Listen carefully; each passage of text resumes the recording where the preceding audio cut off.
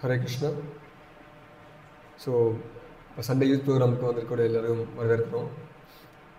So இன்றைக்கி நம்ம last week நம்ம பார்த்தோம் அப்படின்னா ரீஇன்கார்னேஷன் பற்றி சில விஷயங்கள் பார்த்துருந்தோம். ஸோ இன்றைக்கி தொடர்ந்து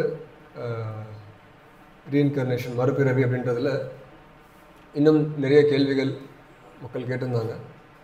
ஸோ அந்த கேள்விகளையும் கொஞ்சம் டிஸ்கஸ் பண்ணலான்னு நினச்சோம். ஸோ இன்றைக்கி வந்து நம்ம இன்னும் கொஞ்சம் ரீஇன்கார்னேஷன் பற்றி பொதுவாக மக்கள்கிட்ட இருக்கக்கூடிய கேள்விகள் இல்லை தவறான புரிதல்கள் அது என்னென்னன்றதெல்லாம் நம்ம கொஞ்சம் இன்றைக்கி பார்க்கலாம். ஓகேவா? ஸோ இன்றைக்கி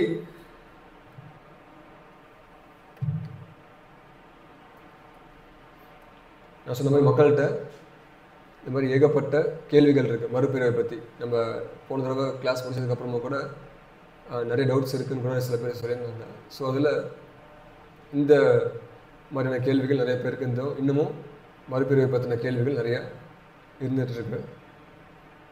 ஸோ இப்போது இதுக்கு முன்னாடி நம்ம நிறைய தடவை பார்த்துருக்கோம். தொடர்ந்து வந்து நம்ம உடல் இல்லை ஆத்மா அப்படின்ற விஷயத்த நம்ம பார்த்தோம். அது நம்மளுக்கு தெளிவாக புரிஞ்சுதா? ஃபஸ்ட்டு அந்த ஒரு விஷயம் புரிஞ்சுதா? முதல்ல நம்ம உடல் இல்லை, நம்ம வந்து உடலுக்கு அப்பாற்பட்டவங்க, நம்ம வந்து ஆத்மா அப்படின்ற விஷயத்த நம்ம பார்த்தோம். அப்புறம் ஆத்மாவுடைய ஒரு குவாலிட்டி அப்படின்றதையும் நம்ம டிஸ்கஸ் பண்ணியிருந்தோம். நம்ம வந்து நித்தியமானவங்க, நம்ம அழிவற்றவர்கள். இந்த உடல் அப்படின்றது மட்டும்தான் அழியக்கூடியது, நம்ம அழிவற்றவங்க அப்படின்றத இதுக்கு முன்னாடி நம்ம பார்த்துருந்தோம்.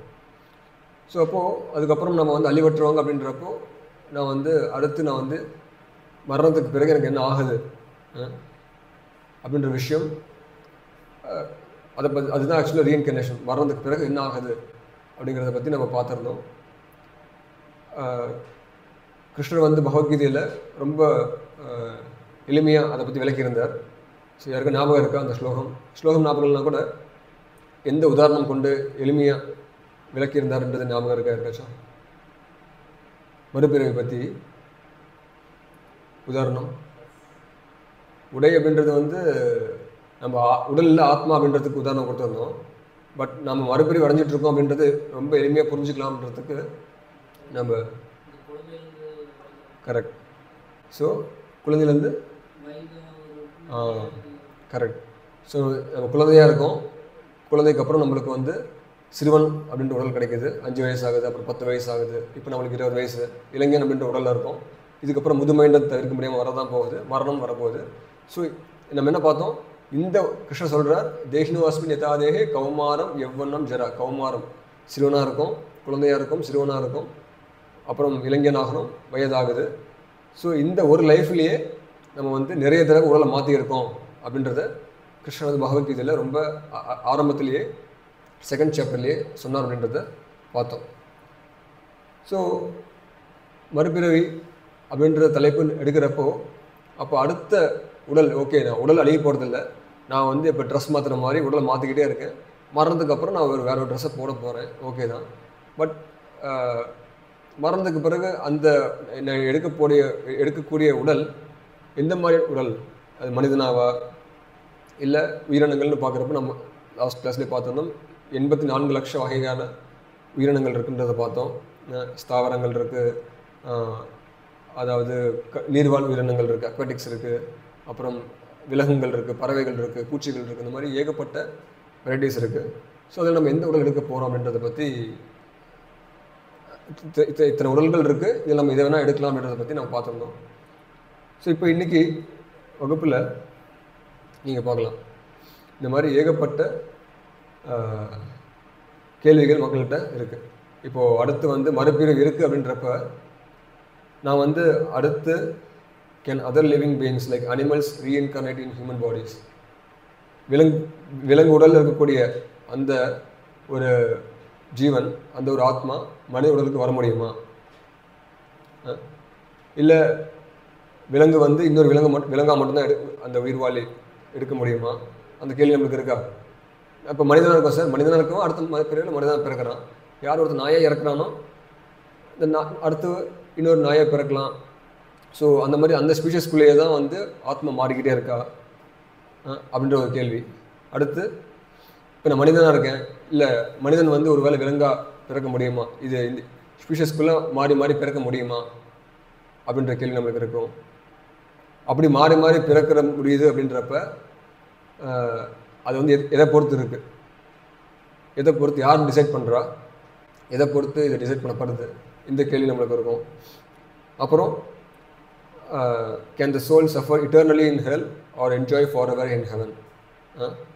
நம்ம வந்து இப்போ ஈவன் கிறிஸ்டியனிட்டி மற்ற மதங்களில் பார்த்தீங்க அப்படின்னா ஜட்ஜ்மெண்ட் டே அப்படின்ற ஒன்று இருக்குது. ஸோ நம்மளுக்கு வந்து ஒரு நாள் வந்து கடவுள் வந்து நம்மளுக்கு வந்து டெஸ்ட் வைப்பார். அப்போ நீ பாவங்கள் பண்ணியிருந்த அப்படின்னா நரகத்துக்கு போயிடுவேன். அப்போ நரகத்துக்கு எப்பயுமே நரகத்தில் தான் இருக்கணும். அந்த ஜட்ஜ்மெண்ட் டேல நீ வந்து சொர்க்கத்துக்கு போயிட்டுனா அப்போ நீ எப்பயுமே நீ வந்து நிரந்தரமாக நித்தியமாக சொர்க்கத்தில் இருக்கான்னு சொல்கிறாங்களே, அது அப்படிதானா, அந்த கேள்வி நம்மளுக்கு இருக்கும்.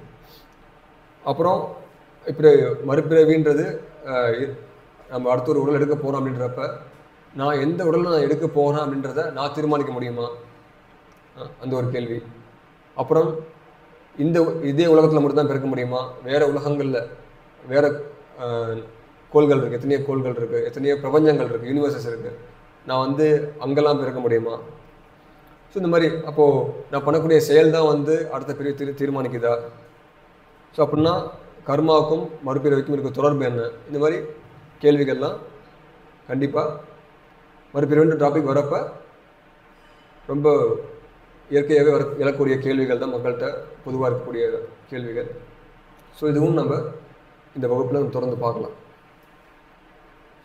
ஸோ அதுக்கு முன்னாடி நிறைய பேர் சார் இது வந்து ஒரு நம்பிக்கை சார், மறுபிறவின்றது நீங்கள் நம்புறீங்க, அது உங்களோட நம்பிக்கையாக இருக்குது, ஆனால் என்னோடய நம்பிக்கை மறுபிறவில்னு நான் நம்புகிறேன். ஸோ அதனால் உங்கள் நம்பிக்கையை நீங்கள் வச்சுக்கோங்க, என் நம்பிக்கையை வந்து நான் வச்சுக்கிறேன், நீங்கள் என்னை டிஸ்டர்ப் பண்ணாதீங்கன்னு நிறைய பேர் சொல்லலாம். கரெக்டாக? ஸோ இதை பற்றி நம்ம கொஞ்சம் லாஸ்ட் கிளாஸில் கொஞ்சம் பார்த்தோம். பாயிண்ட் என்னென்னா, இது வந்து மறுபிறவி வந்து இது வந்து ஒரு நம்பிக்கைன்றது கிடையாது, நாங்கள் நம்புகிறோன்றனால அது இருக்குது அப்படின்னு கிடையாது. இங்கே கிருஷ்ணன் வந்து ரொம்ப எளிமையான ஒரு ஸ்லோகத்தை சொன்ன மாதிரி இது வந்து விஞ்ஞானம். பிரபுபாத் சொல்லுவார், இந்த கிருஷ்ண பக்தி இயக்கம் அதில் சொல்லிக் கொடுக்கக்கூடிய விஷயங்கள் எல்லாம் விஞ்ஞானபூர்வமானதுன்னு சொல்லுவார். சயின்ஸ் அப்படிம்பார். சயின்ஸ்னால் அது ஃபேக்ட், உண்மை, அது வந்து நீங்கள் நம்பணும் நம்பக்கூடாது அப்படின்ற விஷயம்லாம் இல்லை. நீ நம்பினாலும் சரி நம்பினாலும் சரி அந்த விஷயம் இருக்க தான் செய்யுது. ஸோ இது நம்ம தெளிவாக புரிஞ்சுக்கணும். நீங்கள் பார்க்கலாம், ரோட்டில் வந்து டிராஃபிக் சிக்னல் இருக்குது, ரெட் சிக்னல் போட்டால் ஸ்டாப் பண்ணணும், ஒபே பண்ணி வண்டியை நம்ம ஸ்டாப் பண்ணணும், நம்ம ஓடக்கூடாது, கரெக்டாக ஓட்டக்கூடாது வண்டியை. ஸோ இப்போ வந்து ஒருத்தர் சொல்லலாம், கவர்மெண்ட்டுன்னு ஒன்று இருக்கா, கவர்மெண்ட்டுன்னு இருக்கிறதெல்லாம் கவர்மெண்ட் மேலே நம்பிக்கைலாம் கிடையாது, அரசாங்கம்னு ஒன்று இருக்குது, சட்டம்னு இருக்குது, எனக்கு அதில் நம்பிக்கைலாம் கிடையாது அப்படின்னு ஒருத்தர் சொன்னான் அப்படின்னா அவன் நினச்சிக்கலாம் அந்த மாதிரி. பட் அந்த விதிமுறையை அவன் மீறினானா என்ன ஆகும், அதுக்கான ரிசல்ட் அவன் அனுபவிச்சு தான் ஆகும். ஸோ அதனால் இது வந்து இந்த நம்புறன்னு கிடையாது, இது வந்து ஃபேக்ட், இது உண்மை. ஸோ இந்த மாதிரி நம்ம இந்த உடல்லையே நம்ம பார்க்குறோம், நிறைய தடவை உடல் மாற்றிக்கிட்டே இருக்கும். அப்படின்றப்ப மரணம் அப்படின்றது ரொம்ப எளிமையாகவே ஒரு நியாய ரீதியில் பார்க்கலாம். நம்ம எளிமையாக அடுத்த உடல் எடுத்துக்கலாம் அப்படின்றத எடுக்க போகிறோன்றதை வந்து ரொம்ப எளிமையாகவே புரிஞ்சுக்கலாம். இதுக்கு வந்து மிகப்பெரிய ஒரு ஆராய்ச்சிகள்லாம் தேவை அவசியம் கிடையாது. பட் ஆனால் எனிவே அந்த ஆராய்ச்சிகள் பண்ணணும்னு நினச்சாலும் இப்போ நான் லாஸ்ட் கிளாஸில் சொன்ன மாதிரி நவீன விஞ்ஞானிகள் நிறைய பேர் வந்து ரீஇன்கார்னேஷன் இருக்குதுன்னு சொல்லிட்டு ஆல்மோஸ்ட் 3000 ஸ்டடீஸ் 3000 கேஸ்களில் ப்ரூஃப் பண்ணி காட்டியிருக்காங்க. எப்படி வந்து ஒருத்தர் வந்து இவர் வந்து சில ஸ்பெஷல் கேசஸில் வந்து சில பேர் வந்து பூர்வ ஜென்ம ஞாபகத்தை வச்சுருக்காங்க. ஸோ அந்த ஞாபகங்கள் அவங்களுக்கு வரப்போ அந்த விஷயங்களை பார்க்குறப்ப உண்மையிலேயே அது ஒத்து போகுன்றதையும் நம்ம பார்த்துருக்கோம். ஸோ இப்போது நான் சொன்ன மாதிரி நம்ம லாஸ்ட் வீக்கில் நம்ம ஆத்மா அப்படின்றத பார்த்தோம். ஆத்மா வந்து நித்தியமானது, நம்ம அழிவற்றவங்கன்றதை பார்த்தோம். அப்படி இருக்கிறப்ப நம்மளுக்கு வந்து எழக்கூடிய ஒரு கேள்வி என்னவா இருக்கணும் அப்படின்னா, நான் வந்து நித்தியமானவன் அப்படின்றப்ப அப்போ எனக்கு வந்து நித்தியமான உடல் எனக்கு வேணுமே. ஆத்மான்னு சொல்கிறோம், அழிவற்றதுன்னு சொல்கிறோம். பட் அழிவற்ற ஆத்மா ஏன் இந்த அழியக்கூடிய உடலை மாட்டிக்கிட்டு இருக்கணும்? அடுத்த அந்த கேள்வி நம்மளுக்கு வரணும். நீங்கள் நித்தியமானவன் சொல்கிறீங்க, அழிவற்றவன் சொல்கிறீங்க ஆத்மா, பட் ஏன் வந்து இந்த மாதிரி என்னை ஏன் வந்து இந்த மாதிரி துன்பத்துக்கு நான் உட்படுத்தப்படுறேன் அப்படின்ற கேள்வி வந்து மனித வாழ்க்கையில் ஒருத்தன் கேட்கணும். குறிப்பாக மரணத்துக்கு பிறகு என்ன ஆகுது அப்படின்ற கேள்வியை நம்ம லைஃப்பில் கேட்டாகணும். ஸோ அப்போது லைஃப்பில் இப்போ நம்ம நித்தியமானவங்க அப்படின்றப்போ நம்ம லைஃப்பில் நம்ம ஹாப்பியாக வாழணும்னு லாஸ்ட் கிளாஸில் பார்த்தோம். நம்ம வந்து எல்லாருமே பண்ணக்கூடிய செயல் ஆக்டிவிட்டிஸ் எல்லாமே நம்ம ஹாப்பியாக இருக்கிறதுக்காக தான் நம்ம நிறைய ஆக்டிவிட்டிஸ் பண்ணுறோன்றதை பார்த்தோம். நம்ம ஹாப்பியாக வாழணுன்றது தான் நம்ம லைஃபோடைய கோலாக இருக்குன்றதை நம்ம லாஸ்ட் கிளாஸில் பார்த்தோம். ஸோ இப்போது ஹாப்பியாக வாழ்கிறோம், பட் நம்மளுக்கு இருக்கக்கூடிய பிரச்சனை உண்மையான பிரச்சனை என்ன? ஏன்னா உண்மையான பிரச்சனை என்னன்னு தெரிஞ்சதுன்னா அதுக்கு நம்ம தீர்வு காண முடியும். பிரச்சனை தெரியலனா ஸோ அப்போ உண்மையான பிரச்சனை என்ன லைஃப்பில் ஒருத்தருக்கு சொல்லுங்கள். ஒரு மனிதனுக்கு லைஃப்பில் இருக்கக்கூடிய முக்கியமான பிரச்சனை என்னென்ன? அடிக்கடி நம்ம இதை பற்றி கேள்விப்பட்டிருக்கோம். உங்களுக்கு ஞாபகம் இருக்கா? சொல்லுங்கள்.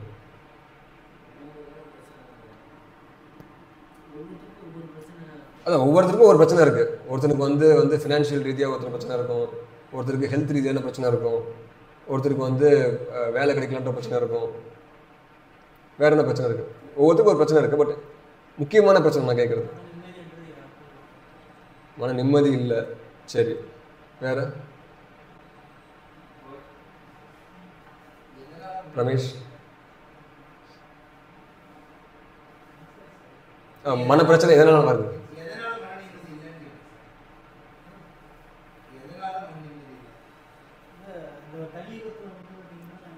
கலியுகத்தில்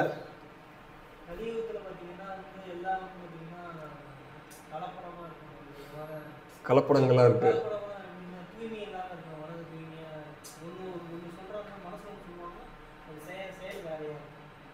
சரி, அதனால மனசு நம்மளுக்கு பிரச்சனை ஏற்படுது அப்படின்றீங்க.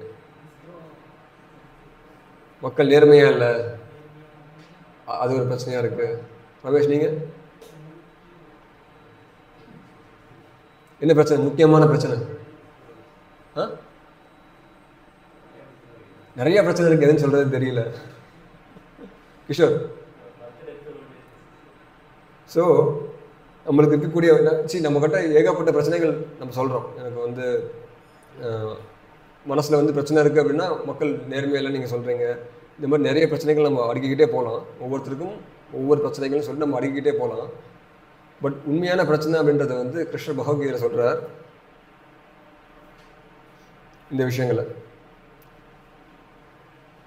Birth, death, old age and disease, பிறப்பு, இறப்பு, முதுமை, நோய். இந்த 4 விஷயங்கள் தான் ஒருத்தனுக்கு உண்மையான பிரச்சனையாமா. நீங்கள் பிரச்சனைன்னு சொல்கிறீங்க இல்லையா, அந்த எல்லா பிரச்சனையுமே இந்த 4 விஷயத்துக்குள்ளே அடங்கிடும். கரெக்டா?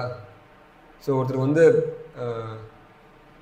என்ன சொல்கிறது, இந்த 4 பிரச்சனை, அதுதான் கிருஷ்ணர் வந்து ரொம்ப என்ன சொல்கிறது எக்ஸாக்டாக லைஃப்பில் ஒருத்தனுக்கு இருக்கக்கூடிய உண்மையான ப்ராப்ளம். ஏன்னா ஒருத்தனுக்கு வந்து உங்களுக்கு வந்து பண பிரச்சனை இருக்கலாம், அந்த பண பிரச்சனை இன்னொருத்தருக்கு இல்லாமல் இருக்கலாம்.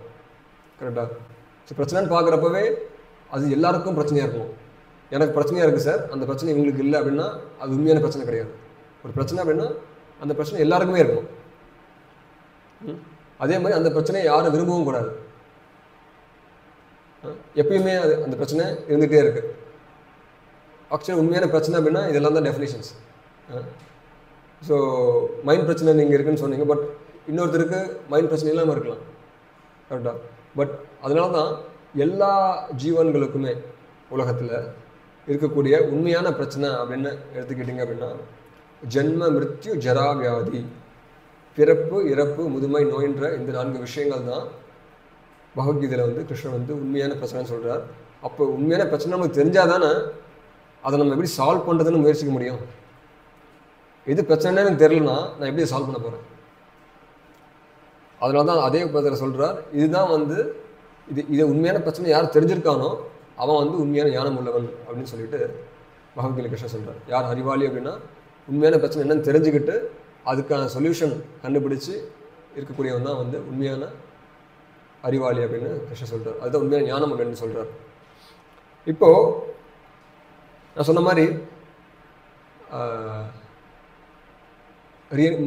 மரண டைமில் மரணத்துக்கு அப்புறம் நம்மளுக்கு மறுபிறவி இருக்குன்றதை பார்த்தோம்.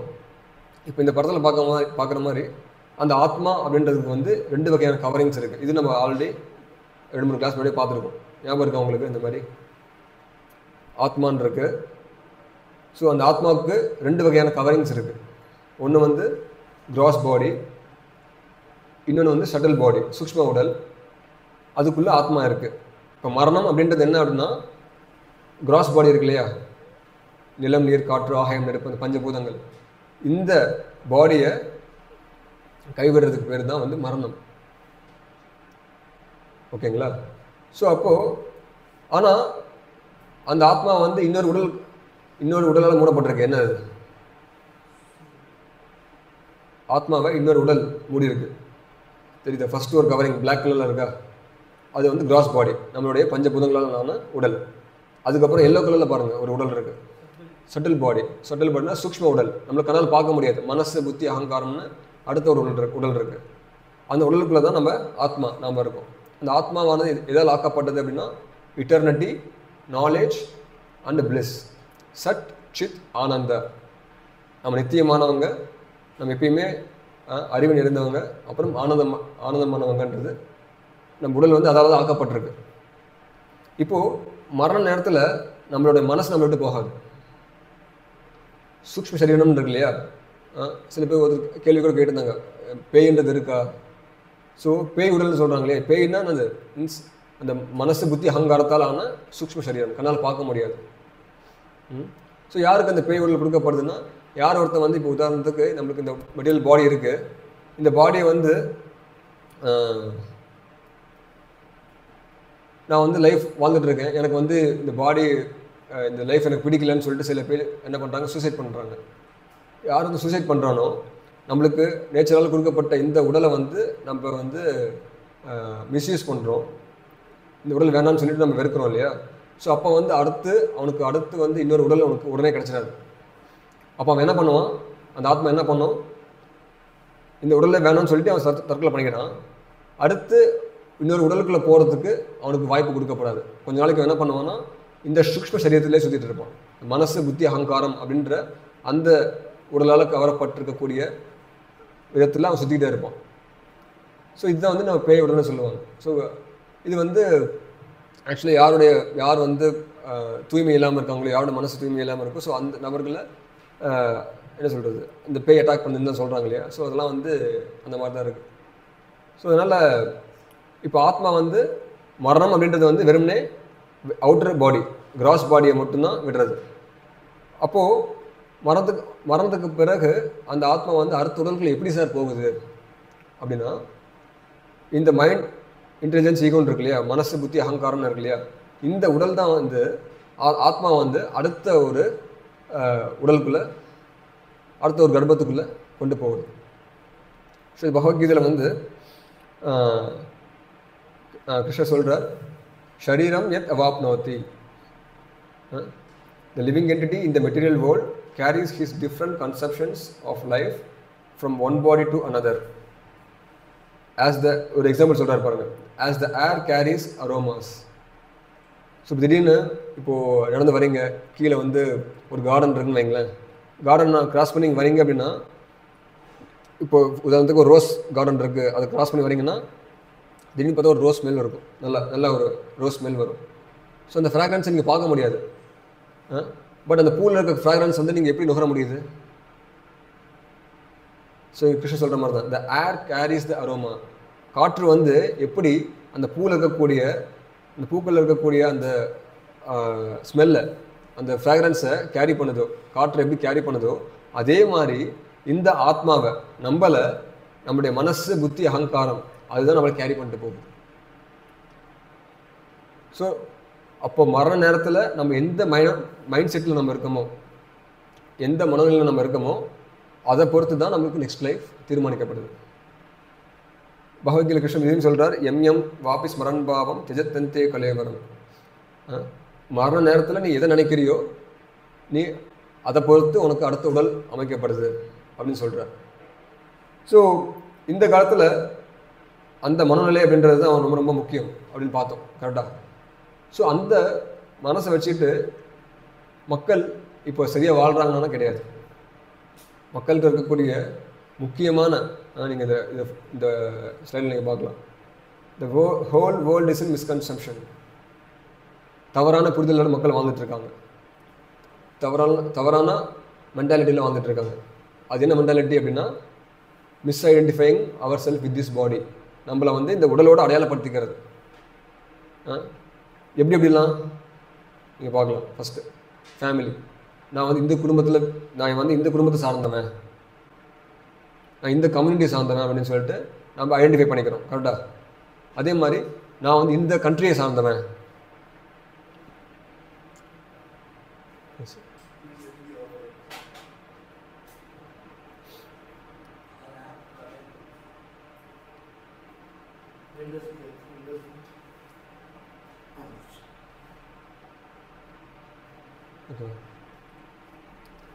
ஸோ நம்ம வந்து நான் இந்தியாவில் பிறந்திருக்கேன்றனால நான் ஒரு இந்தியன், நான் ஒரு அமெரிக்கன் அப்படின்னு சொல்லிட்டு நம்ம வந்து இந்த நாட்டில் பிறந்தனால நான் வந்து உண்மையிலே ஆத்மா. நான் வந்து யாருன்னா இந்த உடலுக்கு அப்பாற்பட்டவன். நான் வந்து உடலுக்கு அப்பாற்பட்டவன் அப்படின்றப்ப அதை புரிஞ்சிக்காம நான் வந்து இந்தியாவில் பிறந்தனால நான் இந்திய பூமியை சார்ந்தவன், நான் ஒரு இந்தியன் அப்படின்ட்டு பார்க்குறப்ப பாகிஸ்தான்காரனை பார்த்தா எனக்கு பிடிக்கல. அவனை எதிரியாக நம்ம பார்க்குறோம். அதே மாதிரி நான் வந்து இந்த மதத்தை சார்ந்தவன், நான் ஒரு ஹிந்துங்க. நிறைய பேர் நம்ம புத்தகம் பண்ணுறப்ப கொடுப்போம், நீ பகவத்கீதை வாங்கி படிங்க. இல்லை சார், நாங்கள் வந்து கிறிஸ்டியன்ஸ், நாங்கள் முஸ்லீம்ஸ், நாங்கள் வாங்க படிக்க மாட்டோம். ஸோ கருத்து என்னென்னா, அது ஹிந்துவாக இருந்தாலும் முஸ்லீமாக இருந்தாலும் இந்த 4 பிரச்சனை இருக்க தான் செய்யுது. கரெக்டாக? ஸோ எல்லாருமே இந்த உடல் அழிய தான் போகுது, மரணம் வர தான் போகுது. ஸோ நம்ம வந்து எப்போ ஒரு தவறான விஷயத்தில் நம்ம வந்து அடையாளம் கொண்டு இருக்கோமோ அப்போ வந்து நம்ம வந்து லைஃப்பை சரியாக லீட் பண்ண முடியாது. அப்போ தேகாத்ம புத்தின்னு சொல்லுவாங்க. இந்த உடல் வச்சு அடையாளப்படுத்திக்கிட்டு நம்ம வாழ்ந்துட்டு இருந்தோம் அப்படின்னா அது வந்து நம்ம லாஸ்ட் கிளாஸில் பார்த்தோம் இல்லையா, அது வந்து ஒரு அனிமல் மென்டாலிட்டி. ஒரு மிருகம் தான் வந்து இது வந்து என்னுடைய ஜோன், அது நான் தெருவில் சண்டை போட்டுருக்கப்ப என் ஜோனுக்கு ஏன் வந்த அப்படின்னு வெளியில் குறைக்கும். சண்டை போடலாம் பார்த்துருப்பீங்களா? நான் சண்டை போடுறேன், ஏன்னா அது நினச்சிட்டு இருக்கு இது என் ஏரியாவுக்குள்ள நீ வரக்கூடாது, சண்டை போடும். நாம் என்ன பண்ணுறோம்? பிரபா சொல்லுவார், நான் வந்து பிரபா வந்து நிறைய நாடுகளுக்கு பயணம் பண்ணுறாரு இல்லையா. ஸோ பாருங்கள், நீங்கள் ஆல்மோஸ்ட் 12 இயர்ஸில் வந்து 14 கண்ட்ரிஸை ட்ராவல் பண்ணியிருக்காரு. 14 டைம்ஸ் வந்து எல்லா கண்ட்ரிஸையும் ட்ராவல் பண்ணியிருக்காரு. அப்படின்னா எத்தனை கண்ட்ரீஸில் அவர் ட்ராவல் பண்ணியிருக்காரு நீங்கள் பாருங்கள். ஒவ்வொரு கண்ட்ரிக்குள்ளே போகிறப்பையும் விசா செக் பண்ணுவாங்க. ஸோ நீ வந்து நாட்டுக்குள்ளே வர தகுதியானவனா இல்லையா, இது என்னோட நாடு, நீங்கள் வரக்கூடாது. ஸோ நாடுன்ற தளத்தில் நம்ம வந்து வேற்றுமைப்பட்டிருக்கோம். அதே மாதிரி ஜாதி வேற்றுமை. நான் வந்து செட்டியார், நான் வன்னியர், நான் வந்து அவன் இவன் சொல்லிட்டு நம்ம இந்த குளத்தில் நான் பிறந்தனால நான் வந்து இந்த கேஸ்ட் சேர்ந்தவன், இந்த ஜாதி சேர்ந்தவன் சொல்லிட்டு நம்ம தப்பாக அடையாளப்படுத்திருக்கோம். அதே மாதிரி நான் ஒரு இன்ஜினியர், நான் ஒரு டாக்டர், நான் வந்து ஒரு சயின்டிஸ்ட், இந்த மாதிரி நம்ம வந்து நம்ம உடல் கொண்டு நம்ம ஐடென்டிஃபை பண்ணிகிட்டு இருக்கோம். பட் இது எல்லாமே எதை அடிப்படையாக வச்சு நம்ம ஐடென்டிஃபை பண்ணிகிட்டு இருக்கோம், அடையாளம் கொள்கிறோம்? உடல் சார்ந்து. எல்லாமே இந்த உடல் சார்ந்து. நான் இந்த உடல் வந்து இந்தியாவில் பிறந்தனால நான் இந்தியன்னு சொல்லிக்கிறேன், நான் வந்து ஒரு ஹிந்து ஃபேமிலியில் பிறந்தனால நான் ஒரு ஹிந்துன்னு சொல்லிக்கிறேன். இந்த மாதிரி உடல் ரீதியிலேயே நம்ம மனப்பான்மை வச்சுட்டே இருந்தோம் அப்படின்னா அது ஒரு விலங்கோட மனப்பான்மை. அப்போ இதே மனப்பான்மையில் நம்ம உடலை விட்டோம் அப்படின்னா அடுத்த லைஃப் நான் வந்து மறுபடியும் மனித பிறவி கிடைக்குமா அப்படின்னா கிடைக்காது. ஸோ அதெல்லாம் சொல்லப்பட்டிருக்கு, மரணம் அப்படின்றது எல்லாத்துக்கும் வரதான் போகுது. ஸோ அதை நம்ம எப்படி ஹேண்டில் பண்ணணும், அதை நான் வந்து அதுக்கு ப்ரிப்பேர் ஆகிறதுக்கு தான் வந்து ஹியூமன் லைஃப் இருக்குது. இதை நம்ம புரிஞ்சுக்கணும். இல்லை அப்படின்னா ஹியூமன் லைஃப் கிடச்சி நம்ம அதை வந்து மிஸ்யூஸ் பண்ணுற மாதிரி ஆகுது. யோசிச்சு பாருங்கள், இந்த ஒரு விஷயம், நான் உடல் இல்லை ஆத்மான்ற ஒரு விஷயம் பகவத்கீதையில் 2nd சாப்டர்லேயே கிருஷ்ணன் சொல்கிறார்.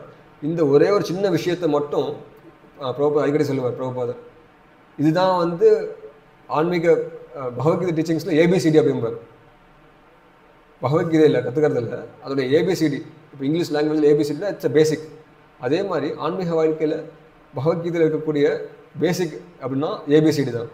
அந்த ஒரு விஷயம் நாட்டில் மக்களுக்கு தெரிஞ்சிருந்தது, உலக மக்களுக்கு தெரிஞ்சிருந்தது அப்படின்னா இவ்வளோ போர் இருக்குமா உலகத்தில்? இல்லை மற்ற உயிரினங்களை கொண்டு சாப்பிடலாம், அப்படின்ற மனப்பான்மை நமக்கு வருமா? யோசிச்சு பாருங்கள். எல்லாருமே ஆத்மா தான் அப்படின்ற அந்த ஒரு ஃபீலிங், அந்த ஒரு உண்மை நம்மளுக்கு புரிய வந்ததுன்னா உலகத்தில் எல்லா பிரச்சனைக்கும் நம்மளுக்கு சொல்யூஷன் கொடுக்க முடியும். உலக நாடுகளில் வந்து எல்லாருமே வந்து யுனைடெட் நேஷன் சொல்லிட்டு உலக ஒற்றுமைக்காக போராடுறோம், உலக ஒற்றுமை ஐக்கிய நாடுகள் சபைலாம் இருக்கு இல்லையா? ஸோ எல்லா நாடுகளும் ஒன்றாக இருக்கிறதுன்ற மாதிரி பிரபா சொல்லுவார், நீங்கள் உலகம் முழுக்க எல்லாம் ஒன்றாகணும்னு சொல்லிட்டு இருக்கீங்க, ஆனால் ஒவ்வொரு நாளுமே அந்த மீட்டிங் வரப்போ நாடுகளோட கண்ட்ரியோடைய ஃப்ளாக்ஸ் அதிகமாகிட்டே இருக்குது, நாடு வந்து பிரிஞ்சுக்கிட்டே இருக்குது, பிரிவு தான் ஏற்பட்டு இருக்கு. இப்போ கூட பாகிஸ்தானில் பாருங்க, எனக்கு தனியாக ஒரு நாடு கொடுங்கன்னு கேட்குறாங்க. ஸோ உண்மையிலேயே அங்கே யுனைட் ஆகிறாங்களா, ஒன்று சேர்றாங்களா, ஒற்றுமை ஆகிறாங்களான்னு கேட்டால் கிடையாது, உண்மையிலேயே பிரிஞ்சுக்கிட்டு தான் இருக்காங்க. ஆனால் பகவத்கீதையோட அடிப்படை பேசிக் டீச்சிங்ஸ் தெரிஞ்சதுன்னா நம்ம எல்லாருமே ஆத்மான்னு பார்த்தோன்னா அதுதான் உண்மையான ஒற்றுமை. இது தெரிஞ்சுக்கிட்டோன்னா பகவத்கீதை படிக்கிறது மூலிமா உலகம் முழுக்க எந்த அளவுக்கு அந்த ஒற்றுமை ஏற்படுத்துன்றதை நீங்கள் பார்க்கலாம். கிருஷ்ணர் பகவத்கீதை சொல்கிறார், வித்யா வினய சம்பன்னே பிராமணே கவிஹஸ்தினி சுனிச்சைவ ஸ்வபாகேட்ச பண்டிதா சமதர்ஷனா. Humble sages, by virtue of true knowledge, see with equal vision a learned, gentle brahmana, a cow, elephant, a dog and dog eater.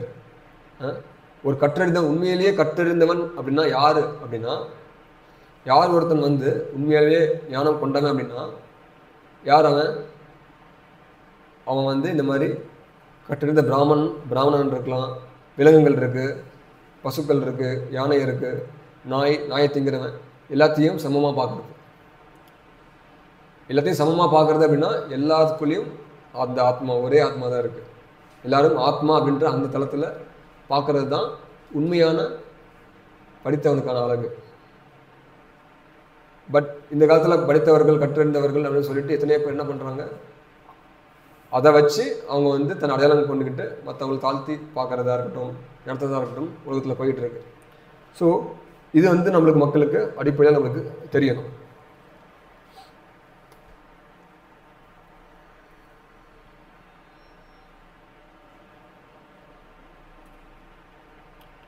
So நான் சொன்ன மாதிரி இப்போ இந்த ஏன் இதெல்லாம் பேசிகிட்டு இருக்கோன்னா, இதெல்லாம் ரொம்ப அடிப்படையான விஷயங்கள்.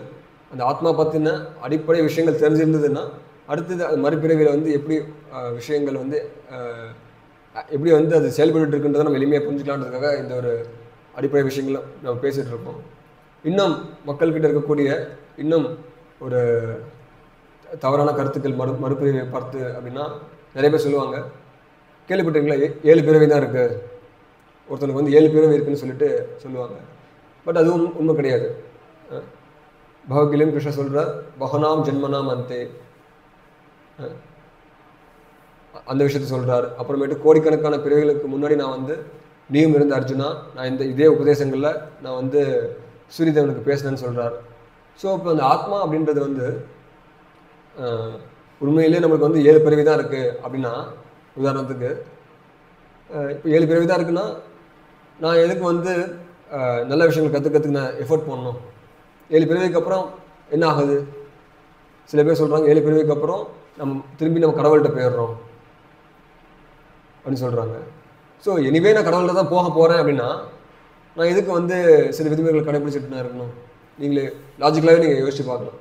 ஸோ பகனாம் ஜென்மனாம் வந்து அப்படின்னா கோடிக்கணக்கான பிறவிகள் நம்மளுக்கு இருந்துகிட்டு இருக்கு.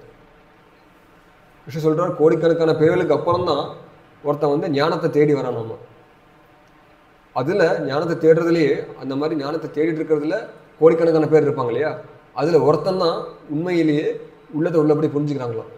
பகனாம் ஜென்மனாம் அந்தே ஞானவான் மாம் பிரபத்தியத்தே வாசுதேவ சர்வம் விதி ச மகாத்மா சுதுர்லப.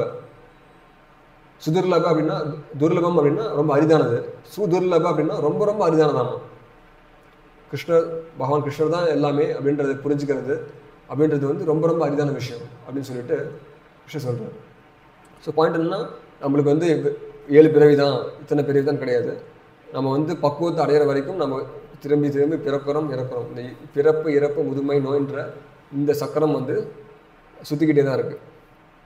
இதில் இன்னும் சில பேர் மறுபிறவி பற்றின அந்த கருத்தை அவங்களுக்கு தெரிஞ்சிருக்கு. இதில் போட்டிருக்கு இல்லையா, ஃப்ரூட்டி ஒர்க்கர்ஸ். என்ன அர்த்தம் அப்படின்னா, லாஸ்ட் டைம் நீங்கள் கேட்டிங்களே, சில பேர் வந்து எனக்கு வந்து நல்ல ஒரு நெக்ஸ்ட் லைஃப் வந்து நல்லா இருக்கணுன்றதுக்காக சில யஜ்யங்கள் பண்ணுறது, யாகங்கள், பணம் வேணும், அப்புறமேட்டு நல்ல ஆரோக்கியம் வேணும், வேலை வேணும்னு சொல்லிட்டு ஒன்றுத்துக்கும் ஒவ்வொரு தேவர்களை வழிபடுறாங்கன்றதை பார்த்தோம். ஸோ அதுலேருந்து நம்ம புரிஞ்சுக்கலாம், அவங்களுக்கு தெரியுது என்ன அப்படின்னா, எனக்கு வந்து ஒரு நெக்ஸ்ட் லைஃப்னு ஒன்று இருக்குது, அதனால் அந்த லைஃப்க்கு நான் ப்ரிப்பேர் ஆகிறேன், நல்லபடியாக அடுத்த வாழ்க்கை வாழணுன்ற அந்த ஒரு பெர்ஸ்பெக்டிவ் அவங்க யோசிக்கிறாங்க. ஆனால் நான் எதுக்கு மறுபடியும் அப்படி பிறந்தாலுமே மறுபடியும் அந்த பிறப்பில் நான் மறுபடியும் இறக்க தானே போகிறேன். அந்த பிறப்பு இறப்புன்றது வந்து ஸ்டாப்பே ஆகலையே. அடுத்த பிறவியில் நான் வந்து இந்த நாட்டை ஆளக்கூடிய பிரைம் மினிஸ்டரே ஆனாலுமே கூட மறுபடியும் அந்த பிறப்பு இறப்புன்றது எனக்கு சுற்றிட்டு தானே இருக்குது. அதில் என்ன பிரயோஜனம் இருக்குது? துர்கை வழிபடுறவங்க பார்க்கலாம், தனம் தேகி, ரூபம் தேகி, இந்த மாதிரி மந்திரங்களை சொல்லி பிரார்த்திக்கிறாங்க. இது வேணும், எனக்கு வந்து நல்ல ஒரு செல்வம் வேணும், பலம் வேணும், புகழ் வேணும்னு சொல்லிட்டு வேண்டதை பார்க்குறோம். எதுக்காக அப்படின்னா எனக்கு நெக்ஸ்ட் லைஃப் நல்லா இருக்கணும், ஃப்யூச்சர் லைஃப்காக அவங்க வேண்டுறாங்க. பட் இதில் எந்த அளவுக்கு இதில் அவங்க வந்து மறுபிறவியில் கொஞ்சம் நம்பிக்கை வச்சுருக்காங்க, மறுபிறவை பற்றின விஷயம் அவங்களுக்கு கொஞ்சம் தெரிஞ்சிருந்தாலுமே அவங்க வந்து உண்மையிலேயே மறுபிறவி அப்படின்றத வந்து உண்மையிலே புரிஞ்சுக்கல அப்படின்னு சொல்லலாம். ஏன் அப்படின்னா, எதுக்கு நான் வந்து மறுபடியும் பிறந்து இறக்கணும்? பிறப்பு இறப்பு முதுமை நோயின்றது வந்து எல்லாருக்குமே இருக்கக்கூடியதுன்னு நம்ம பார்த்துக்கிட்டோம். அப்போ என்னதான் நம்ம கம்ஃபர்டபுளாக வாழ்ந்தாலுமே நம்மளுக்கு அந்த பிரச்சனைகள் சால்வ் ஆகலையே. கடைசியில் சொன்னோம் இல்லையா, அந்த பிறப்பு இறப்புன்ற அந்த சுழற்சிக்கு நம்ம சொல்யூஷன் கண்டுபிடிக்கணும்னு சொல்கிறோம். அந்த சொல்யூஷன் கண்டுபிடிக்காமல் நாம் எங்கேயே எப்படி சுற்றிட்டே இருக்கலாம் அப்படின்றத பற்றி யோசிக்கிறது வந்து புத்திசாலித்தனமா அப்படின்னு பார்த்தா அது வந்து புத்திசாலித்தனம் கிடையாது. ரொம்ப தெளிவாக புரிஞ்சுக்கணும். நம்மளுடைய குறிக்கோள் வந்து நம்ம அடுத்த லைஃப்பில் வந்து நான் வந்து பெட்டராக என்ஜாய் பண்ணணுன்றதுக்காக இந்த லைஃப்பை ப்ரிப்பேர் பண்ணணுன்றது அர்த்தம் கிடையாது. நம்ம இந்த லைஃப் வந்து நெக்ஸ்ட் லைஃப்க்கான ப்ரிப்பரேஷன் அப்படின்னா, நெக்ஸ்ட் லைஃப்பை நான் வந்து இன்னும் கொஞ்சம் என்ஜாய் பண்ணணும் அப்படின்றதுக்காக இந்த லைஃப்பில் நான் வந்து சில தபஸ்யங்களை ஈடுபடுறேன், சில யஜ்யங்களை புரிகிறேன் அப்படின்றது வந்து ஒரு அர்த்தமற்ற ஒரு செயல். ஏன்னா நம்ம வந்து நம்ம லைஃபுடைய கோல் வந்து நம்மளோட வாழ்க்கையோட குறிக்கோள் வந்து இந்த பிறப்பு இறப்புலேருந்து வெளியே வரத்துக்காக நம்ம இருக்கணும். அது இல்லைன்னா அது வந்து நம்ம லைஃப் வந்து வேஸ்ட் ஆகிடுது. ஸோ பிரபுபாதர் வந்து ஒரு சின்ன ஒரு ஸ்டோரி சொல்லுவார். என்னென்னா, இந்த உலகத்தில் வந்து மக்கள் நிறைய விஷயங்கள் தெரிஞ்சிருக்காங்க. ஸோ பிரபுபாதர் ஒரு உதாரணம் சொல்கிறார். ஒரு நாள் வந்து ஒரு வில்லேஜில் வந்து ஒரு படித்த நபர் வரார். அந்த படித்த நபர் வந்து நல்லா நிறைய விஷயங்களை உலகமெல்லாம் சுற்றிட்டு போயிட்டு நிறைய விஷயங்கள் கற்றறிஞ்சிட்டு படிச்சுட்டு அவர் வரார். ஸோ அந்த கிராமத்தில் இருக்கார். ஸோ அந்த கரையை தாண்டி தான் அவர் வீடு இருக்குது, அங்கே போகணும். ஸோ அந்த கரையை தாண்டறதுக்கு நீ ஹெல்ப் பண்ணுறியா அப்படின்னு சொல்லிட்டு என்ன பண்ணுறார், அங்கே ஒரு போட்மேன் இருக்கான், அவனை கேட்குறார். போட்மேன்றவன் ஒரு சிம்பிளான ஒரு நபர், ஒரு எளிமையான நபர் அவர். ஸோ நான் வந்து இந்த கரையை கடந்து போகணும், இந்த ஆற்றை கடந்து தான் நான் அந்த பக்கம் போகணும், என்னை கூட்டிகிட்டு போவியா அப்படின்னு கேட்குறேன். அவனும் சொல்கிறான், இல்லை என்னோடய வேலையை அதுதான், இங்கே வர மக்களை வந்து அந்த பக்கம் இங்கே சில பொற்காசுகளுக்கு கொடுத்தீங்கன்னா நான் கூட்டி போய் விடுவேன்னு சொல்கிறான். சரி ஓகே அப்படின்னு சொல்கிறார். ஸோ அடுத்து வந்து இந்த மாதிரி நான் மறுபக்கம் போகணும், நான் கூப்பிட்டு போகணுன்னு சொல்கிறார். ஸோ அப்புறமேட்டு 2 பேருமே அந்த போட்டில் உட்காந்துட்டாங்க. ஸோ உட்காந்ததுக்கப்புறம் 2 பேருமே வந்து படகை ஓட்ட ஆரம்பிக்கிறார். இவர் கொஞ்சம் தூரம் பயணம் பண்ணுறாங்க. பயணம் பண்ணதுக்கப்புறம் அந்த பண்டிதர் இருக்கார் இல்லையா, படித்து வந்திருக்கார் இல்லையா, அவர் வந்து அந்த படகோட்டி கிட்ட ஒரு கேள்வி கேட்குறார். இந்த மாதிரி பாரு, நம்ம போயிட்டுருக்கோம், ஏகப்பட்ட நட்சத்திரங்கள் இருக்க வானத்தில். ஸோ ஆஸ்ட்ரானமி உனக்கு தெரியுமா, எப்படி வந்து இந்த நட்சத்திரங்களை இயங்கிட்டு இருக்கு, அதை பற்றின விஷயம் உனக்கு தெரியுமான்னு கேட்குறார். இல்லை எனக்கு அதை பற்றிலாம் தெரியாது அப்படின்னு அவன் சொல்கிறான். எனக்கு வந்து வெறுமனே படகோட்ட தான் தெரியும் சார், அதனோட வேலை, இதை பற்றி தான் தெரியாதுன்னு சொல்கிறான். உடனே அந்த படித்தவர் சொல்கிறார், ஓ உன்னுடைய வாழ்க்கையில் 25% நீ வேஸ்ட் பண்ணிட்ட,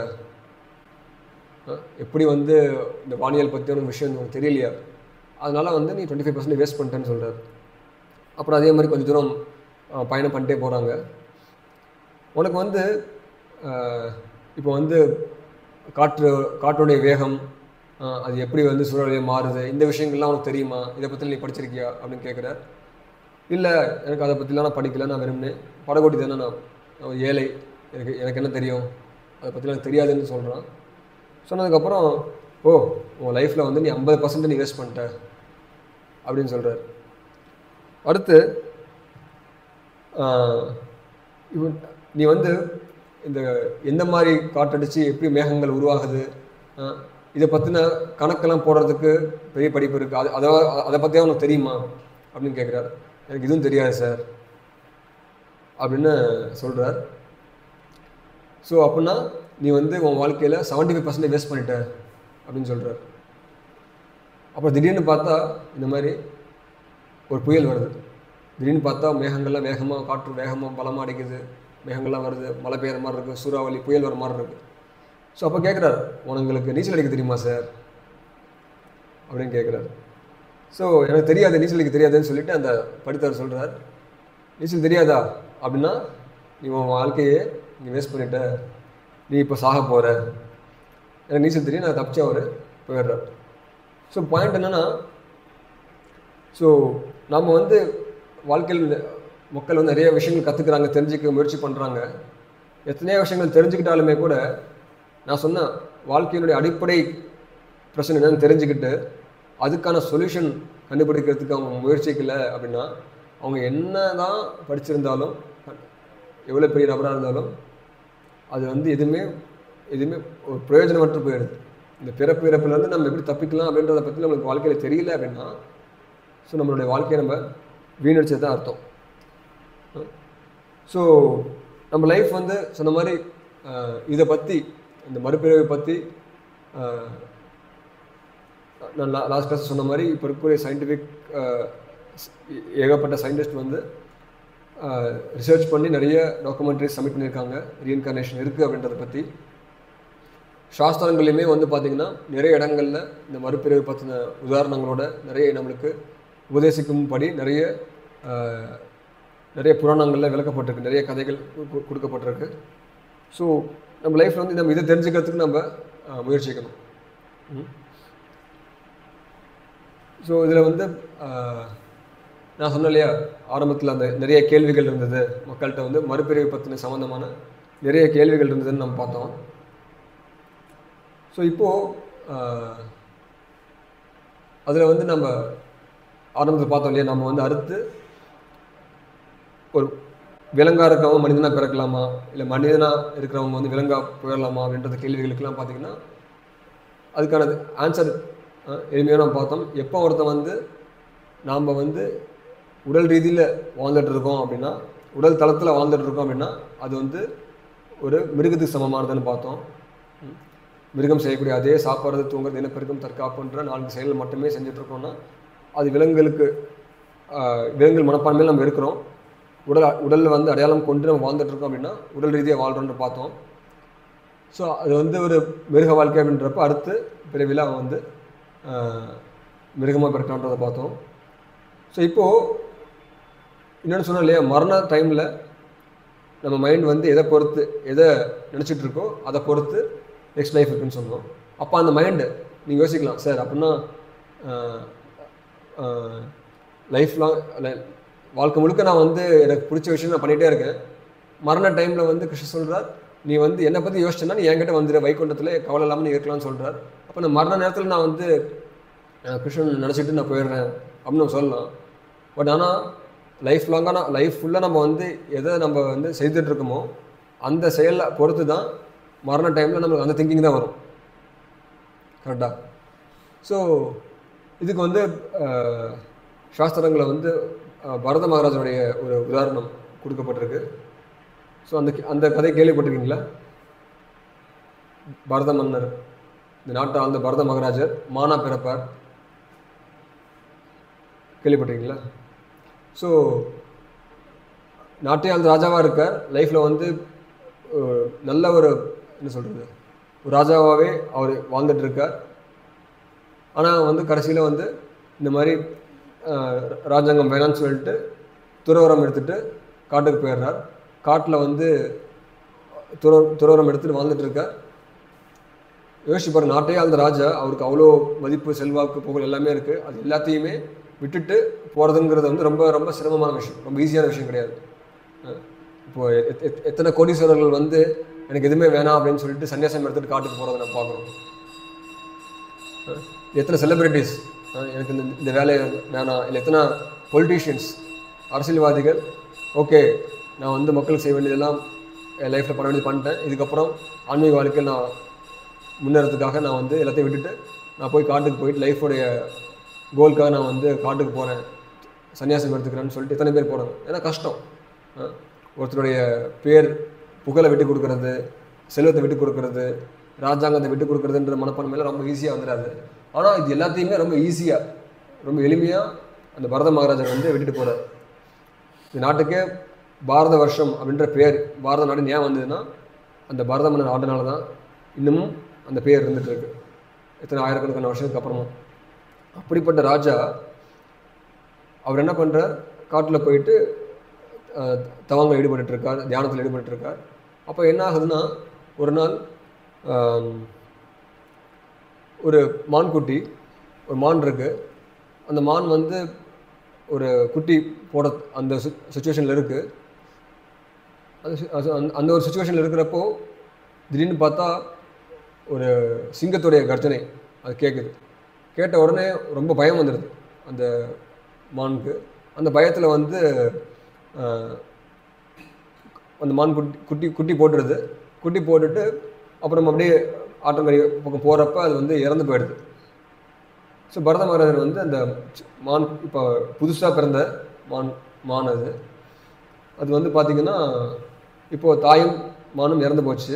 ஸோ அந்த மான் இருக்கே அப்படின்னு சொல்லிட்டு இந்த மானை வந்து கொஞ்சம் சரி அதுக்கு நம்ம அடைக்கலம் தரலான்னு சொல்லிட்டு அந்த மானை அவரோட ஆசிரமத்தை கூப்பிட்டு வர்றார். அப்புறம் அந்த மானுக்கு வந்து நல்லா அதுக்கு தேவையான உணவு தியானம் பண்ணுறார், யஜ்யம் பண்ணுறார், அதுக்கப்புறம் அந்த உணவு கொஞ்சம் கொடுக்குறார். இந்த மாதிரி இருந்துகிட்டு இருக்கார். அப்புறம் என்ன ஆகுதுன்னா எப்பயுமே வந்து அந்த மான் பற்றியே யோசிச்சுட்டு இருக்கார். இந்த மானை வந்து ஏதாவது வந்து வேடனை வந்துடுவானோ, இல்லை அந்த மானை வந்து வேறு ஏதாவது மிருகங்களை வந்து சாப்பிட்ருமோ அப்படின்னு சொல்லிட்டு அந்த மானை பற்றி யோசிச்சுட்டே இருக்கார். ஈவன் அவர் தியானம் பண்ணிட்டு யஜ்யம் பண்ணிட்டு இருக்கப்போ கூட திடீர்னு பார்த்தா அந்த மான் ஞாபகம் வருது. இதே மாதிரி இருந்துட்டு இருக்கார். அந்த மரண தருவாயில் அவருக்கு அந்த பரத மன்னருக்கும் அவருக்கு வந்து மரணம் வரப்ப அந்த மானை பற்றி யோசிச்சார். அவர் வந்து தூய பக்தராக இருக்குது. பக்தியில் வந்து நிறைய நிலைகள் இருக்குது. அதில் வந்து ஆல்மோஸ்ட் டாப் லெவலில் இருக்கக்கூடிய பாவம்ன்ற நிலைமைக்கு வந்ததுக்கப்புறமும் கூட அவர் பார்த்தீங்க அப்படின்னா மரண டைமில் அந்த இறுதி நேரத்தில் அந்த மான் மேலே கொஞ்சம் பற்று வச்சிருந்ததுனால மானை பற்றி யோசிச்சிடுறார். அதனால் என்ன ஆகுதுன்னா அடுத்த பிரிவில் மானாக பிறக்கக்கூடிய ஒரு சூழ்நிலை வந்து உருவாகுது. ஸோ இது மூலிமா நம்ம என்ன தெரிஞ்சுக்கணும் அப்படின்னா நம்ம எந்த தான் கேர்ஃபுல்லாக நம்ம போகிறப்பவுமே கூட ஏதாவது கொஞ்சம் நம்ம வந்து தப்பான விஷயத்து மேலே நம்மளுக்கு ஒரு அட்டாச்மெண்ட் வந்துச்சு அப்படின்னா எந்த அளவுக்கு நம்மளை கொண்டு போய் விடுது பாருங்கள். பட் ஆனால் அந்த பரத மகாராஜர் வந்து பக்தராக இருக்கிறதுனால நிறைய நல்ல விஷயங்கள் வாழ்க்கை முழுக்க பண்ணியிருக்கனால பக்தி தொழில் ஈடுபட்டனால அவருக்கு வந்து மானா பிறக்கிறப்பையும் நான் ஏன் மானா பிறந்தேன் அப்படின்ற அந்த ஒரு ஞாபகம் அவருக்கு இருந்தது. அதற்கு பிறகு மறுபடியும் ஜடபரதா பிறக்கிறார். ஜடபரதன் அப்படின்னா மறுபடியும் அவர் பிறக்கிறார். அந்த ஜடபரதனா மனிதனாக பிறக்கிறப்பையும் அவருக்கு வந்து நான் என்ன பண்ணிட்டு இருக்கேன்ற அந்த பாஸ்ட் லைஃப் மெமரிஸ் எல்லாமே ஞாபகம் இருக்குது அவருக்கு. அதனால் உலகத்தின் மீது ரொம்ப அலட்சியமாக இருக்கார். எதையுமே வந்து பற்று இல்லாமல் அந்தளவுக்கு அலட்சியமாக இருக்கார். ஸோ என்ன விஷயத்த உதாரணத்துக்கு ஒரு விஷயம் எட்டிக்கேட்டாக நம்ம நடந்துக்கணும்னு சொல்லிட்டு இருக்கோம், ஆனால் எக்ஸாக்டாக அதுக்கு ஆப்போசிட் நடப்பார். ஸோ அந்த மாதிரி அவர் நடந்துட்டு இருக்கா. கடைசியில் வந்து அந்த பழைய ஞாபகங்கள் இருக்கிறனால ரொம்ப கேர்ஃபுல்லாக வாழ்றார், பக்தி பண்ணுறார். அப்புறமேட்டு அவருமே வந்து பகவான்கிட்ட போக முடியுது.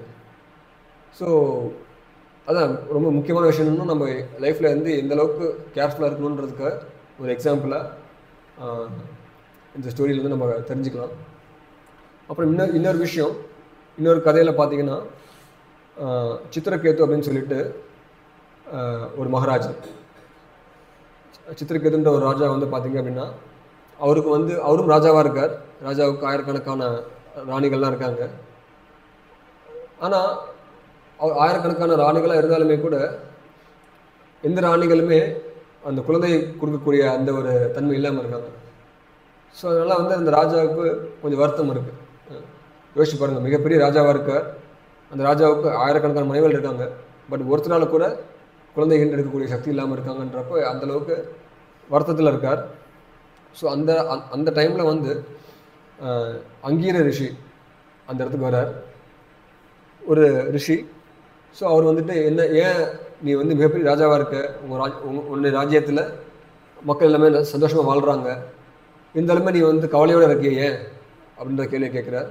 அந்த கேள்வி கேட்குறப்ப என்ன ஆகுது அப்படின்னா, இந்த மாதிரி சொல்கிறார், விளக்குறார், இந்த மாதிரி எனக்கு வந்து புத்திர பாக்கியம் இல்லை அப்படின்னு வருத்தப்படுறார். ஸோ அதுக்கப்புறம் அங்கிரிஷி சொல்கிறார், ஓகே, அவர் வந்து ஒரு பிரசாதத்தை கொடுத்துட்டு இந்த உனக்கு மிகவும் பிடித்த மனைவி கிட்ட கொடுங்க, ஸோ அவங்களுக்கு இதை பருகினாங்க அப்படின்னா அவங்களுக்கு குழந்தை பிறக்கும் அப்படின்னு சொல்கிறாங்க. ஸோ அதே மாதிரி அந்த ராஜா வந்து ஆயிரம் மனைவிகள் இருந்தாலுமே கூட, ராணிகள் இருந்தாலுமே, குறிப்பிட்ட ஒரு மனைவி கிட்ட அந்த அந்த அங்கீர ரிஷி கொடுத்த பிரசாதத்தை கொடுக்குறாங்க. அது சாப்பிட்டதுக்கப்புறம் கருத்தரிக்கிறாங்க. ஸோ குழந்தையும் பிறகுது. ஸோ ரொம்ப ஹாப்பியாக இருக்கார்.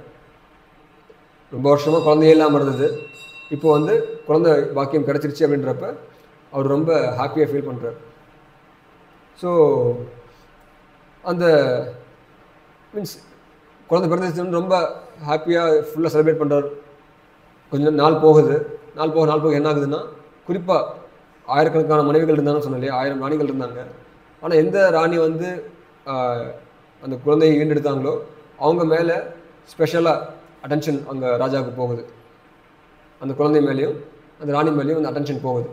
அப்போ என்ன ஆகுது அப்படின்னா, மற்ற ராணிகளுக்கெல்லாம் பொறாமை வருது. ஸோ என்ன பண்ணுறாங்க, அந்த குழந்தைய கொண்டுடுறாங்க.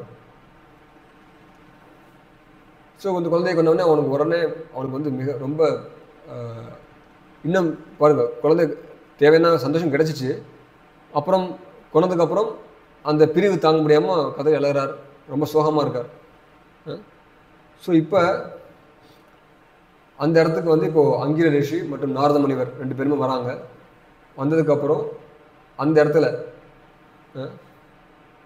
இடத்துல வந்து அந்த ராஜாவுக்கு உண்மையான இந்த உலகத்தினுடைய இயற்கை என்னன்றதை எக்ஸ்பிளைன் பண்ணுறாங்க. இந்த உலகம் வந்து தற்காலிகமானது, இந்த உலகத்தில் இருக்கக்கூடிய உறவுகளும் தற்காலிகமானது அப்படின்றத ஃபுல்லாக எக்ஸ்பிளைன் பண்ணுறாங்க. குறிப்பாக வந்து ஒரு உதாரணம் சொல்கிறார், எப்படி இப்போ ஆற்றில் வந்து அலைகள் வந்துட்டு இருக்கு இல்லையா, அலைகள் வரப்போ ஒரு அலையில் என்ன ஆகும்னா, சில சருகுகள் இலைகள்லாம் வந்து போகிறப்ப ஒரு அலை அடிக்கிறப்ப அந்த இலைகள் எல்லாம் ஒன்றா சேரும், அடுத்த ஒரு அலை அடிக்கிறப்ப அந்த இலைகள்லாம் பிரிஞ்சு போயிடும். அதே போல் ஆத்மா வந்து நித்தியமானது, அது வந்து கோடிக்கணக்கான பிறவிகள் எடுத்துகிட்டு இருக்கு, ஒவ்வொரு பிறவிலையும் அதற்கு தாய் தந்தைன்றது எழுதிட்டு இருக்காங்க. ஸோ அதனால் வந்து இந்த உடல் ரீதியான பற்றுதல் உனக்கு இருந்தது அப்படின்னா அது நம்மளுக்கு வருத்தத்தை கொடுக்குது. பட் இதுக்கு உடல் ரீதியான தளத்துலேருந்து நீ அப்பாற்பட்டு இருக்கணும் அப்படின்ற அந்த ஒரு உபதேசங்களை சித்திரகேது மகாராஜுக்கு நாரத முனிவரும் அங்கீர ரிஷியும் கொடுக்குறாங்க. ஸோ இந்த மாதிரி நிறைய புராணங்களில் வந்து பார்த்தீங்கன்னா நிறைய கதைகள் மூலிமா நம்ம வந்து இந்த உடல் அப்படின்ற இந்த உடலுடைய தன்மை என்ன, இந்த உடல் அப்படின்றது அழியக்கூடியதுன்றது இதோடைய இயற்கை, அதே மாதிரி இந்த உலகத்தினுடைய இயற்கை என்ன, பௌதிக உலகத்தினுடைய இயற்கை என்ன, ஸோ நம்ம வாழ்க்கையோட குறிக்கோள் என்ன, அதுக்கு அச்சீவ் பண்ணுறதுக்கு நம்ம எப்படி பயணிக்கணும் அப்படின்ற விஷயம் எல்லாமே சாஸ்திரங்கள் ரொம்ப தெளிவாக கொடுக்கப்பட்டிருக்கு. ஸோ இது நம்ம தெளிவாக ஒவ்வொரு விஷயத்தையும் நம்ம தெளிவாக புரிஞ்சுக்கிட்டோம் அப்படின்னா என்ன சொல்கிறது, நம்ம லைஃப் வந்து பர்ஃபெக்டாக ஆக முடியும். ஸோ அல்டிமேட்டாக ரீஇன்கார்னேஷன், மறுபிறவி அப்படின்ற அதில் நம்ம புரிஞ்சிக்க வேண்டிய விஷயம் என்ன அப்படின்னா, மறுபிறவின்றது ஒன்று இருக்குது, பிறப்பு இறப்புன்றது இருந்துகிட்டு இருக்குது, நம்ம பண்ணக்கூடிய செயல்களுக்கு ஏற்ப அடுத்த ஒரு உடல் கொடுக்கப்படுது அப்படின்னு நம்ம புரிஞ்சுக்கணும். ஸோ இந்த லைஃப் நான் சொன்ன மாதிரி நெக்ஸ்ட் லைஃப்க்கான ப்ரிப்பரேஷன் அப்படின்றப்ப இந்த லைஃப்பை நம்ம வந்து ப்ராப்பராக வாழணும். எதுக்காக அப்படின்னா நெக்ஸ்ட் லைஃப் வந்து நம்ம அனுபவிக்கலாம் அப்படின்றதுக்காக கிடையாது, அதையும் நம்ம பார்த்தோம். இந்த பிறப்பு இறப்புன்ற அந்த ப்ராப்ளத்துக்கே நம்ம வந்து ஃபுல் ஸ்டாப், முற்றுப்புள்ளி வைக்கணும் அப்படின்றது நம்ம தெளிவாக புரிஞ்சுக்கணும். ரீஇன்கார்னேஷன் இருக்கிறதுனால சரி நான் மறுபிறவி பிறந்து இருந்துட்டு போகிறேன் அப்படின்னு சொல்லிட்டு நம்ம வாழ்கிறது அப்படின்றது வந்து ஹியூமன் லைஃபுடைய பர்பஸ் கிடையாது. ஹியூமன் லைஃபுடைய பர்பஸே வந்து பார்த்திங்கன்னா இந்த பிறப்பு இறப்பு அப்படின்ற அந்த சுழற்சிக்கு ஃபுல் ஸ்டாப் கொடுக்கறது. நிறைய பேருக்கு இதுக்கு கொடுக்க முடியுமா அப்படின்னு கொஸ்டின் பண்ணுவாங்க. பட் ஆனால் முடியும். சாஸ்திரங்கள் அதுக்கு வழி இருக்குது. மரணத்தை நிப்பாட்டுறதுக்கான வழிமுறை சாஸ்திரங்கள் நம்மளுக்கு கொடுக்கப்பட்டிருக்கு. எந்த விஞ்ஞானிகளாலையும் கொடுக்க முடியாது. எப்படி வயோதிகத்தை ஸ்டாப் பண்ணுறது, மரணத்தை ஸ்டாப் பண்ணுறது, இதுக்கான சொல்யூஷன் வந்து சாஸ்திரங்களில் கொடுக்கப்பட்டிருக்கு. அதை நம்ம படித்து தெரிஞ்சுக்கிறப்போ நம்ம வந்து லைஃப்பை பர்ஃபெக்டாக ஆக்க முடியும். ஸோ இது நம்ம ரொம்ப தெளிவாக நம்ம தெரிஞ்சுக்கணும். ஸோ இந்த லெக்சன் நம்ம இப்போ ஸ்டாப் பண்ணிக்கிறேன். உங்களுக்கு ஏதாவது கொஷின்ஸ் இருந்தால் நீங்கள் கேட்கலாம். இன்னும் ஏதாச்சும் தெரிஞ்சுக்கணும் கொஷின்ஸ் எதாவது இருக்குன்னா நீங்கள் கேட்கலாம்.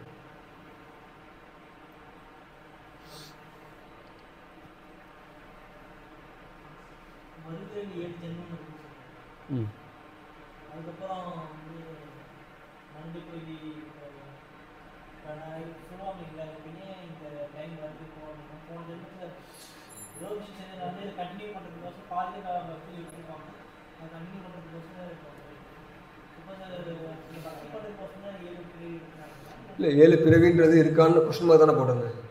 7 பிறவின்றது கிடையாதுன்னு சொன்னேன். மக்கள் வந்து நினச்சிட்டு இருக்காங்க. அதை நான் போட்டது இல்லையா, இன்கம்ப்ளீட் நாலேஜ் ஆஃப் ரீஇன்கார்னேஷன் தான் நான் போட்டிருந்தேன்.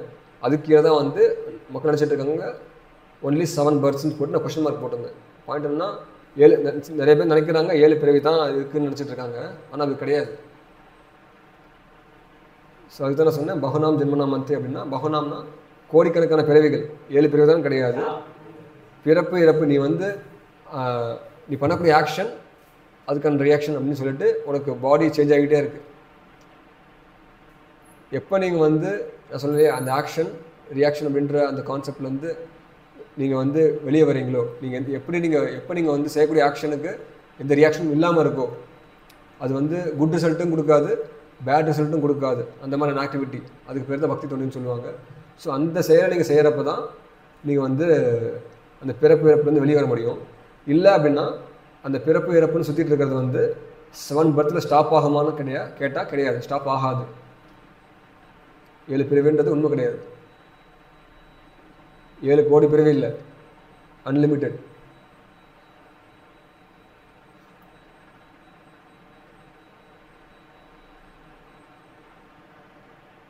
வேறு எதாவது கேள்வி?